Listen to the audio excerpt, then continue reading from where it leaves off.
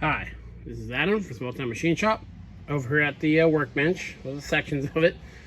I cleared a spot because I want to do a quick video for you. I was given some stuff by a relative, my uncle to be exact. And I got this back when I got the toolboxes at the yard sale, or a little bit before. I wanted to make it a separate video, not only to show appreciation to him for giving it to me, but anytime someone gives you something, they worked hard to earn their money to buy that thing, and then they give it to you. That means a lot to me, so I don't take that lightly.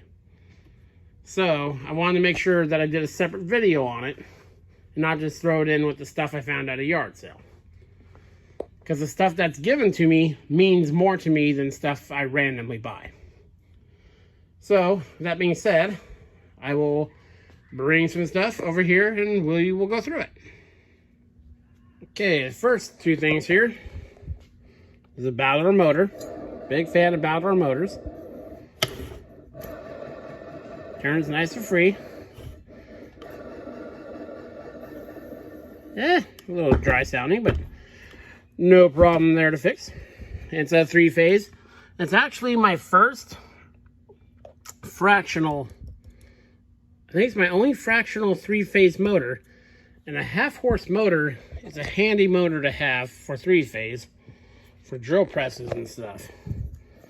So that'll be a handy motor. That's got the the mountain base like that. So we will definitely find use for that guy. Then he gave me this drum switch. Now I don't know. I checked my other drum switches and they're not like this. This is a nice Allen Brady. Or Allen Bradley, sorry. And this one you can actually, see if you can read this. Change it so that the pull is momentary instead of maintained.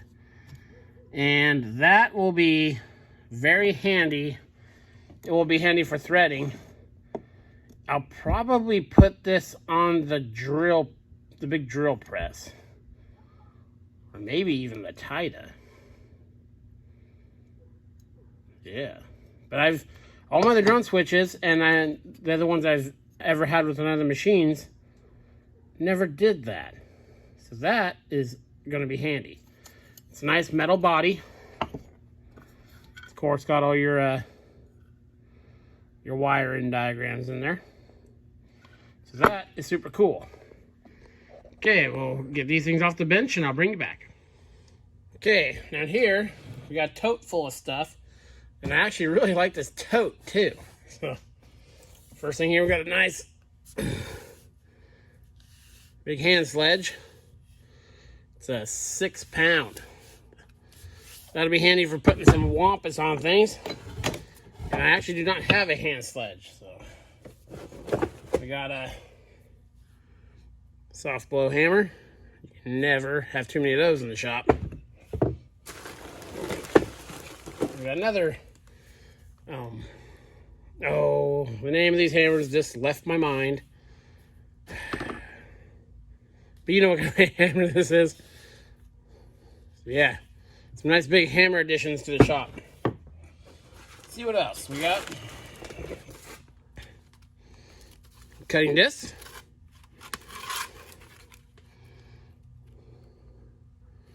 IBS and Corp. Nice, good. Oh, probably 15 or 20 of those.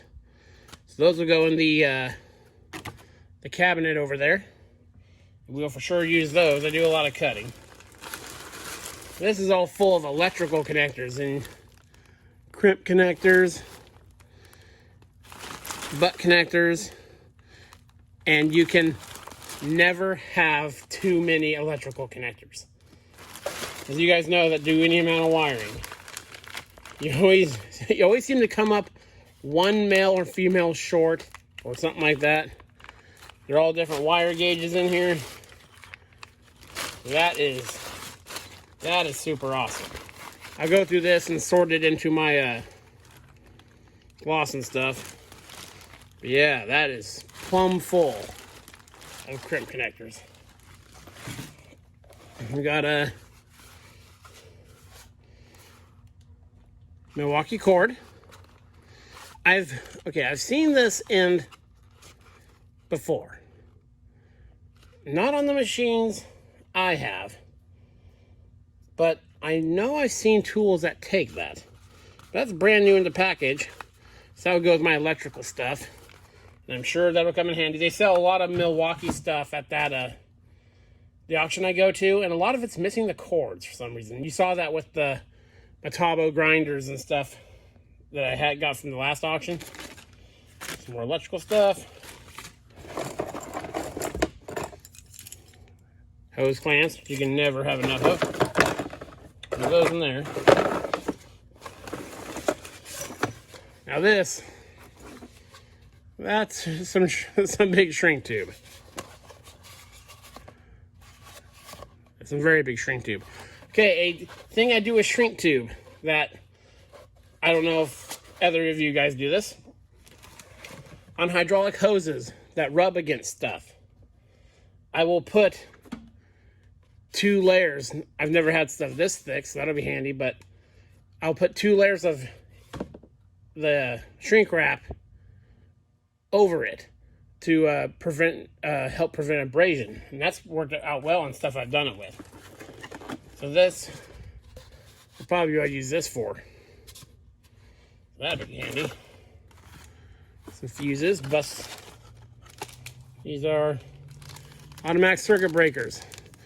Okay, a very handy tip for these, and I'll probably do a separate video if someone misses it. If you have a fuse that's blowing in your car, instead of putting in fuses and keep blowing fuses, you can put these in and they'll just click. So they're an excellent diagnosing tool. And I don't have any of these, so those will get sorted into the allotment. Reflective tape, DOT approved, and quite a bit of it there.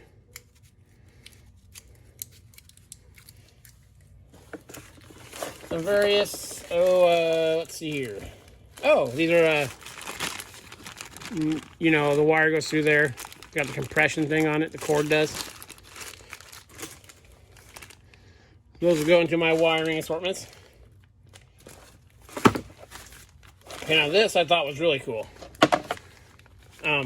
He saw the video where I got the Miller welder. So he gave me, these are the plugs for the leads. He told me sometimes these will burn out inside. And that's not something I even thought about as far as keeping something on hand for it. So that will make sure that we have no downtime due to that. So that is really cool to have parts for stuff like that. Because my welding store in town is more of a Lincoln part supplier. Anything you get that's Miller or old Hobart stuff, they always have to order. And there's a nice Hewitt drill index with some nice drill bits from 1/16 up to 1/2, all sharp as can be. Got the that'll show the triple flats on them, so that'll probably become a dedicated set for the one of the drill presses. Very nice. That's super awesome. More electrical stuff. Oil filter. I stock oil filters. I have probably 8 or 9 different types, mostly for lawn mowers and stuff.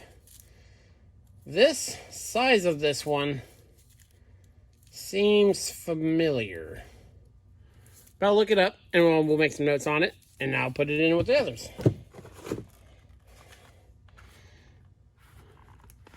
This is a pop rivet gun. Nice Napa one. I only just got one recently. Mine doesn't have removable tips, I don't remember. That looks brand spanking new. Marson. I don't buy a lot of tools from auto parts stores. When I do, it's usually from Napa or not O'Reilly's. AutoZone, I think. Yeah, AutoZone. That'll be nice. Actually, that will probably go in the truck. So I don't know if I keep one out there. Yeah, super cool. We got this guy, a big wire wheel. That is a big arbor that goes on that guy. So we'll have to make up something for that. It's 4,500 RPM. But that is cool. I mean, look how big that arbor is. It's nice. And I love the tote. I'm going to put out in my shed metal shelving. So I've actually been kind of looking for stuff like this instead of those little plastic shoe boxes. I don't really want to use those because the heat in the shed will actually make those very, very brittle. So I'll get this stuff out of the way. I'll bring you the last thing, and I think it's super cool. And I think a lot of you guys will too. I'll bring you back. Okay, we had to reposition the camera for this next one. This is a big bench shear. It's got a handle to fit in the hardy hole of an anvil. And I've seen people mount these in benches too. She's got some gravity to her. You know, that's how big the cutting head is. And it opens.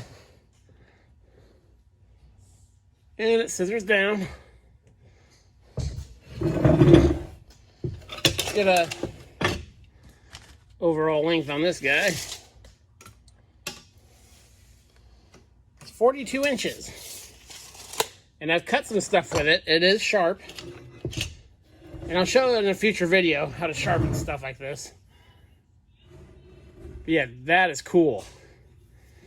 And you may ask, what does someone do with a metal shear that's this big? It's simple. You cut the most comically small things you can with it, like shim stock, stuff like that. Or those bands that are around stuff that they ship to you. No, well, I'll make a hole in my bench for it. I'll get that guy mounted up.